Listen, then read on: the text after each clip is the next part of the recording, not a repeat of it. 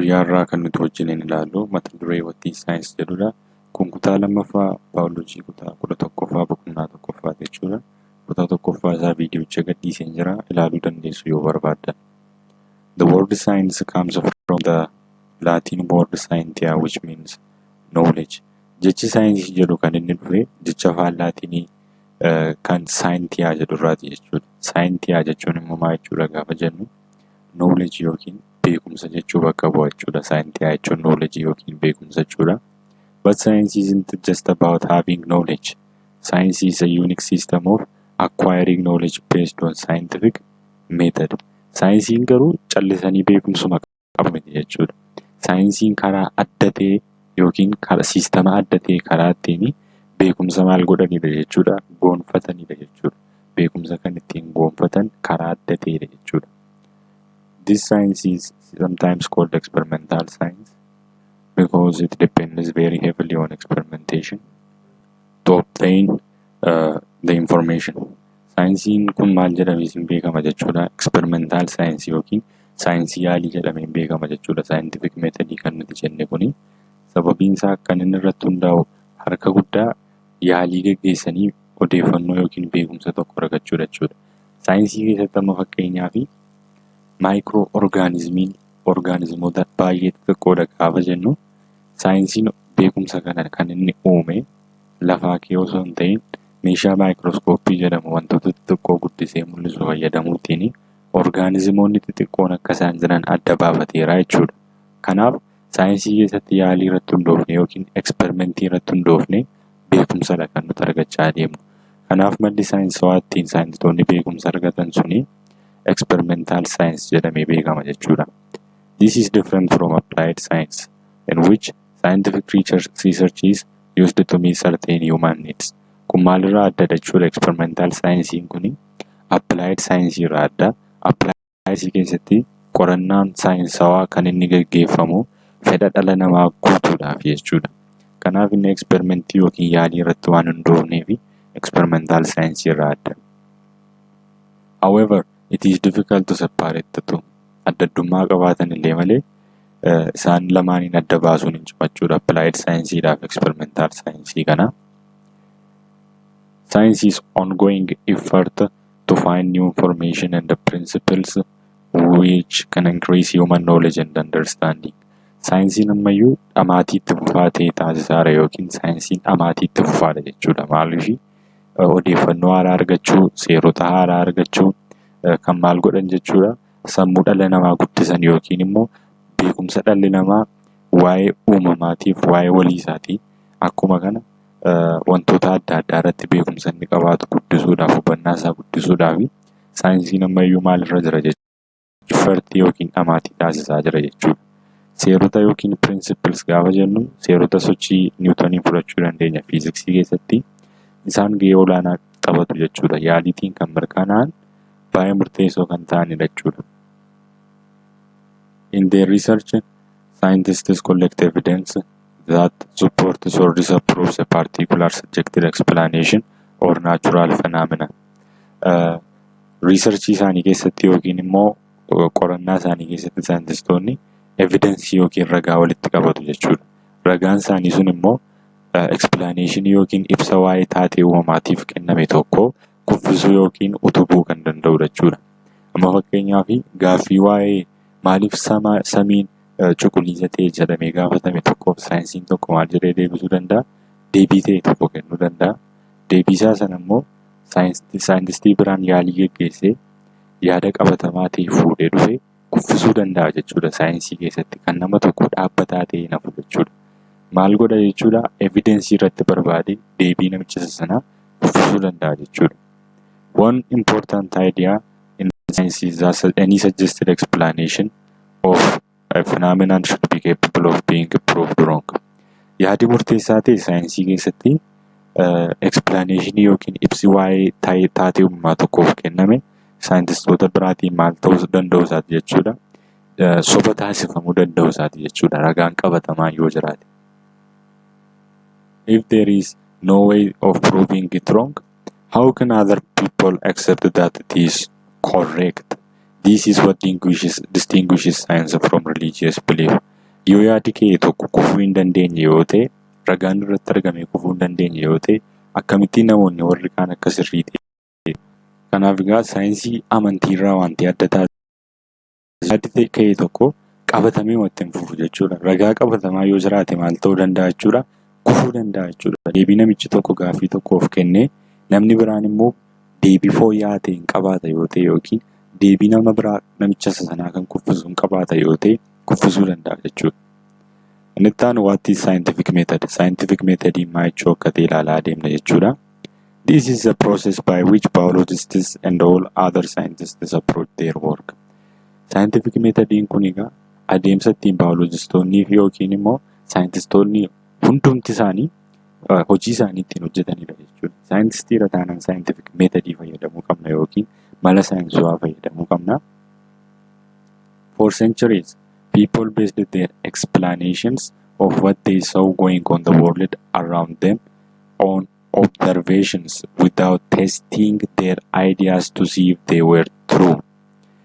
Gaafa waa'ee experimentationii dubbannu yookiin evidensii dubbannu observationii wordii jedhus dagachuu hin qabnu jechuudha. Maaliif isaan jechoota waliif faallaati jechuudha.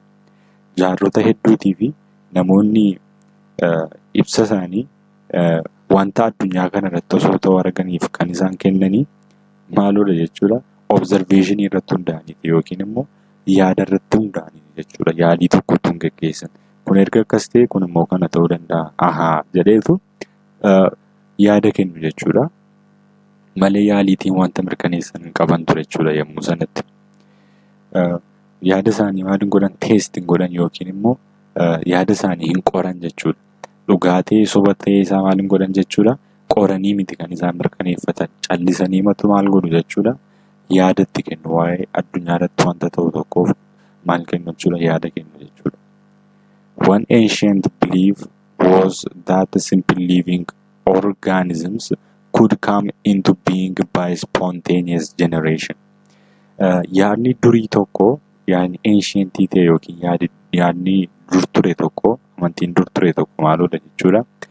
Organismoonni lubbu qabeeyyiin baay'ee xixiqqoo ta'an yookiin simpilii ta'an kan akka baakteeriyaa fa'aa maal ta'uu danda'u isaaniiti jechuudha. Kan warri durii yaadaa turanii biingii ta'uu isaanii. Fakkeenyaaf gara dhala namaa fa'aatti dhufu, gara bineensota gurguddootti fa'aa akka isaan dhufantu yaadamaa ture jechuudha bara duriidha. Kunis kan inni ta'u jedhanii karaa spontaneous generationiitiin jedhanii yaadaa turan jechuudha isaan yommuu sana. Spontaneous jechuun walitti fufaa kan ta'e yookiin wal duraa duubaan kan adeemudha. Generationiin dhaloota. Bara sana egaa kan isaan yaadaa turan maaloodha jechuudha. Dhalli namaa fa'aa kan isaan irraa dhufan, namoonni bineensonni garaagaraa kan isaan irraa dhufanii organismoota simple living ta'an kan akka baakteeriyaa irraatu waggoota dheeroo keessa yookiin spontaneous generationiitiin jijjiiraman kan jedhudha jechuudha. This idea suggests that non-living objects can give rise to living organisms. Yaadni kun kan inni of keessatti qabatu maaloodha jechuudha. Organismoonni non-living ta'an yookiin wantoonni non-living ta'an, objectoonni non-living ta'anii wanti lubbuutiin hin jirre tokko gara maalitti akka inni dhufuu danda'u ibsa jechuudha. Gara wanta lubbuu qabuutti akka inni dhufuu danda'u ibsa jechuudha. Yaada spontaneous generation kun jechuudha. As an example, akka fakkeenyaatti observationii maal akka fakkaatu ilaaluudhaaf. Every year in the spring, the Nile flooded areas of Egypt leaving behind mud containing many nutrients that enabled the people to grow the year's crop. However, along with the muddy soil, large number of frogs appeared that weren't around in the drier times. Observation yookiin yaadi jiru tokko kana ture. Gaafa gannaa waggaa waggaatti jechuudha. Waggaan yeroo hundumaa gaafa dhufu gaafa gannaa lagii Abbayyaa yookiin Naayil kan jedhamu kuni maal godhe dhaqee biyya Ijiptiin lolaatiin hin rukuta jechuudha. Gaafa gannaa sirriitti yaa'a waan ta'eef lagi sun dhaqee Ijiptiin hin guuta ture. Yommuu sanatti maal godhee darbaa dhoqqee biyyoo fuudheetu maal godhee darba jechuudha. Achitti buusee darba jechuudha. Biyyoo haree deema lagni akkuma beeknu biyyoo sana dhaqee achitti guuree darba jechuudha. Namoonni naannoo sanaa immoo maal akka isaan ta'an godheera jechuudha. Sanyii garaa garaa akka isaan facaasan isaan taasiseera jechuudha. Biyyoo sanatti fayyadamanii biqilaa garaa garaa facaasuu jalqaban jechuudha. Facaasanii guddisuu jalqaban. Haa ta'ullee malee biyyoo sana duukaa maaltu dhufe? Biyyoo sana duukaa maaltu dhufe? Biyyoo dhoqqaa sana duukaa maaltu dhufe? Fatteen lakkoofsa guddaa qabdu naannoo sanatti argamuu jalqabde jechuudha. Kan gaafa bonaa hin turre. Gaafa bonaa kan hin turre fattee hedduutu argamuu jalqabe. Conclusionii yookiin immoo gaalaasitti conclusionichi maal ture? Muddy soils give rise to frogs. Conclusioniin namoota naannoo sanaa maal ture jechuudha? Biyyeen dhoqqaanii fattee kennaa jedhanii yaadan jechuudha. Biyyee dhoqqaa irraa fatteen uumamtii jedhanii yaadan jechuudha. Biyyeen akkuma feennu wanta lubbuu hin qabnedha. Fatteen lubbuu qabdi. Wanta lubbuu hin qabne irraa wanta lubbuu qabu akkasittiin dhufee jedhanii yaadaa turan jechuudha namoonni yommuu sana. Also, before the invention of refrigerator, animal carcasses were hung by the heels in a butcher shop and the people would ask the butcher to cut off the part they wanted. Egaa osoo firiijiin yookiin refrigeratoriin meeshaa wantoota qabbaneessuun uumamin dura foonni bineensotaa maal ta'a jechuudha. Foonni bineensotaa maal ta'a jechuudha. Erga kutamee booddee hin fannifama jechuudha. Lafatti foon gurguraniitu fannifama ture. Maaliif namni dhaqee achii bitata waan ta'eef foonii dhaqee achitti fannifama ture. Sana booda namoonni dhaqanii maal godhu jechuudha. Lafa barbaadan irraa naamurii jedhanii itti matanii foon sana bitatanii galu turan. The shop was always full of flies. Yommuu sana egaa manni foonii sun yeroo hundumaa maaliin guutaadha? Tisiisa fa'iin guutaadha jechuudha. Wantoota barrisan garaa garaatiin guutaadha. Tisiisa fa'iin guutee kan argamudha. Maaliif foon sana barbaacha dhaqu waan ta'eef. So people believed that meat had turned into flies. Namoonni yommuu sana akkamittiin jedhanii yaadaa turanii foonni gara tisiisaatti jijjiirame jedhanii yaadaa turan jechuudha. Observationiidha. Yaaliin gaggeessine jijjiiramuu dhiisuusaa waanuma achitti tisiisa arganii fi foonni gara tisiisaatti jijjiiramee jedhanii yaadaa turan. Observationii irratti hundaa'aa waan ta'eef beekumsi yommuu sana. Because of these and other observations, many people, quite eminent scientists of the day, produced recipes for creating life from non-living objects. Egaa yaada kanarraan kan ka'e, observationii kanarraan kan ka'e, yaada yaalii irratti hundoofne kanarraan kan ka'e, namoonni hedduun saayintistoota shakkii qaban tokko dabalatee maal gochuu jalqaban jechuudha. Kan yommuu sana yaalii qopheessuu barbaadan jechuudha. Maal uumuudhaaf wanta lubbuu hin qabne irraa wanta lubbuu qabu tokko uumuudhaaf yaalii gaggeessuu jalqaban jechuudha. It took the work of Louis Pasteur using the proper scientific method to finally disprove this myth. Egaa Louis Pasteur nama jedhamu tokkodha. Kani scientific method yookiin mala saayinsawaa isa yaalii irratti hundaa'e fayyadame yaada kana kan disprove ta'u kan taasise Louis Pasteur jechuudha. Akka inni kufu kan taasise. Read the information in question in the box on the left and think about how you would test whether explanation is true or false jedha. Kan irratti hundoofne egaa explanationiin tokko dhugaa yookiin soba akka ta'e adda baafachuu dandeenyadha. Amma fakkeenyaaf kuni maal jedhamee beekama? The scientific method isa jennudha mala saayinsawaa sana. Iddoo kanatti amma arguu dandeenya. Inni tokkoffaan asking question gaaffii gaafachuudha. Gaaffii gaafannee sana booddee do background research yookiin qorannoo dudduuba gaaffii sanaa jiru taasisuudha. Construct hypothesis. Hypothesis jechuun explanation yookiin yaada nuyi gaaffii gaafanne sanaaf kenninudha. Test with an experiment. Yaalii taasisuudha jechuudha. Explanation keenyaa fi analyze results and draw conclusion. Bu'aa yaalii keenyaa qindeeffanneetu maal goona jechuudha. Jala murree wanta tokko kaa'anna jechuudha. Hypothesis keenya yookiin dhugaadha jennaa yookiin soba jenna jechuudha. Achi riippoortii goona jechuudha. Kana qabataa isaa bal'inaa ilaaluu dandeenya gara fuulduraatti. What are the main steps of scientific method? Steppiiwwan scientific methodii keessa jiran maal fa'i kan jedhudha jechuudha. Sadarkaalee akkamii keessa darbamanni saayinsawaa kan jedhamu. Kan sirriitti hubachuu nu gaafata. The scientific method consists of number of. Kanaaf scientific methodiin kun egaa isteejiiwwan yookiin sadarkaalee adda addaa qaba jechuudha. These are summarized in the flowchart. Flowchartii nuyi ittiin ilaallu jira jechuudha isa kana. So what is happening at each of these stages? What is a biologist doing and what do we mean by hypothesis? To help you understand what is happening at each stage of scientific method, an example using the growth of tomato seeds is detailed below jira. Yaada scientific method bal'inaan hubachuudhaaf fakkeenya fudhannee ilaaluu dandeenya jechuudha. Ija timaatimaa keessatti maal akka ta'u yookiin amala ija timaatimaa fudhannee. How a biologist would follow the scientific method. Scientific method akkamittiin biologistoonni akka fayyadamsiisan jechuudha. Innis jiru step of the scientific method jedha. Sadarkaalee scientific method yommuu ta'u, what happens as this step? Steepii tokkoon isaanii irratti immoo maal akka raawwachaa adeeman agarsiisa jechuudha. Inni gara harka mirgaa irratti argamu. Inni tokkoffaan ask a question jedha yookiin gaaffii gaafachuu jechuudha. Something catches our imagination. Wanta ta'e tokkotu yaada keenya qabata. Innis maaludha gaafa jennu? We know that tomato seeds germinate when they are planted.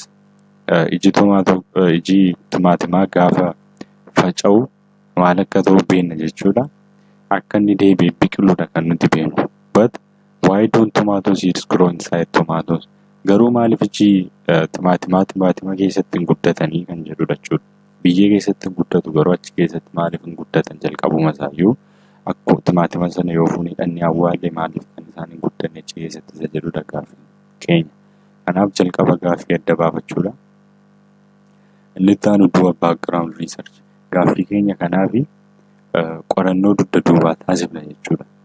Before we start trying to do the whole investigation ourselves, we will first check scientific magazines and the internet to see if anyone else has looked into the problem or into a similar problem. Osoo gaaffii keenya sanaaf deebii barbaachuudhaafi ofii keenya qorannoon jalqabiniin dura maal gochuu nu gaafata jechuudha. Kitaaba saayinsawaa garaa garaa ilaaluu nu gaafata jechuudha. Akkuma kana intarneetii irraa qorannaa taasisuudha jechuudha. Saayintistoonni biroon gaaffii kanaaf deebii kennaniiru yookiin immoo yaada isaan dhiyeessan adda baafachuu nu gaafata yookiin qorannoo wal fakkaataa irratti hojjetaniiru kan jedhuu fi dugda duuba isaa ilaaluun nurra jiraata jechuudha. Maaliif gaaffii nuyi deebisuuf jennu kuni saayintistii biraatiin deebi'eera ta'uu danda'a waan ta'eef. We find out that there are substances in plants that control growth called growth regulator. Sana booddee achirratti maal argachuu dandeenya jechuudha. Biqiltoota keessaa substansii yookiin wanta guddina isaanii to'atutu jira. Innis growth regulator kan jedhamu akka ta'eef adda baafachuu dandeenya waa'ee kanarratti. Inni gara biraan construct hypothesis. Hypothesisii uumuu. Hypothesisii jechuun immoo yaada yeroodhaaf ta'e kan nuti gaaffii keenya ittiin deebisnu jechuudha. There are chemicals in tomatoes that stop the seeds from growing whilst they are still tomatoes themselves. Keemikaalotatu jira.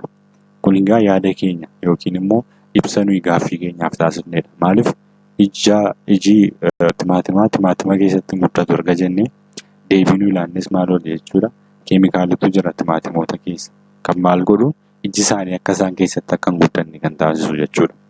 This hypothesis is testable by an experiment. Yaadi kun egaa maal ta'uu danda'a jechuudha. Yaaliitiin test ta'uu yookiin qoramuu danda'a jechuudha. We think that it is chemical that is responsible. Keemikaalatu itti gaafatamummaa qaba sababa isaan keessatti guddanneef isa jedhu qabannee adeemna jechuudha. So how do we prove that? Akkamittiidha kan nuti yaada kana mirkaneessuu yookiin kuffisuu dandeenyu? We could try covering some seeds with tomato juice and others with water and see if any germinate. Maal gochuu dandeenya jechuudha? Ija timaatimaa fuunee isa tokko bishaan keessa keenyee isa tokko immoo keemikaaluma juusii isa yookiin immoo dhangala'aa timaatima keessatti argamu keessa keenyeetu ittiin adda baafachuu dandeenya jechuudha. Inni bishaan keessaa yoo dhuguma godheen biqilatee inni dhangala'aa timaatima keessa jiru sana keessa kaa'amee biqilu yoo ta'e adda baafachuu nu gaafata jechuudha yommus. Based on our hypothesis we can make a prediction. seeds covered in tomato juice will not germinate as well as seeds covered in the water. Maal jechuu dandeenya jechuudha. Hypothesis yookiin yaada laanne sanarratti hundoofne maal kaa'uu dandeenya? Prediction yookiin immoo tilmaama kaa'uu dandeenya jechuudha. Innis maaloodha? Iji timaatimaa kan dhangalaasa timaatimaa sana keessa kaa'amee germinate hin ta'u. Akkuma kana warri bishaaniin qabatamanii jiranis maal ta'an jechuudha? Germinate hin ta'an kan jedhu kaa'uu dandeenya jechuudha. Inni itti aanu design and carry out an experiment to test the hypothesis. Hypothesis yookiin yaada keenya mirkaneessuudhaaf yaalii taasisuun nu gaafata jechuudha. Bifa kanaantu hojjechaa adeemna jechuudha. Erga hypothesisii keenyaan ilaallee booddee erga experimentii goone sana booddee conclusion erga geggeessine hypothesisii keenya fudhanne yookiin kuffisne reportii geggeessuun nurra jiraata jechuudha. Reportiin sun maal godha jechuudha? Hin gabaasa, argannoo keenya gabaasa. We must now decide whether or not to other biologists. Erga deebii keenya arganne booddee biologistoota biraatti reportii akka goonuu fi gochuun nurra hin jiraanne maal gochuu qabna murteessuu dandeenya. Some else might decide to take the work further and try to isolate the particular chemical from the many in the juice to find exactly what it is stopping them from growing inside the tomato itself. Biologistoonni egaa maal godhu jechuudha? Yaada keenya kanarra deebi'anii test godhanii ofii isaaniitii dhugaa akka ta'e yookiin soba akka ta'e mirkaneeffachuu danda'u. The next section of this unit gives some case studies taken from experimental scientists jedha. Asitti aanee kan jiru saayintistoota adda addaa irraa keezii qoqqoratame adda addaa jechuudha kan nuti ilaallu.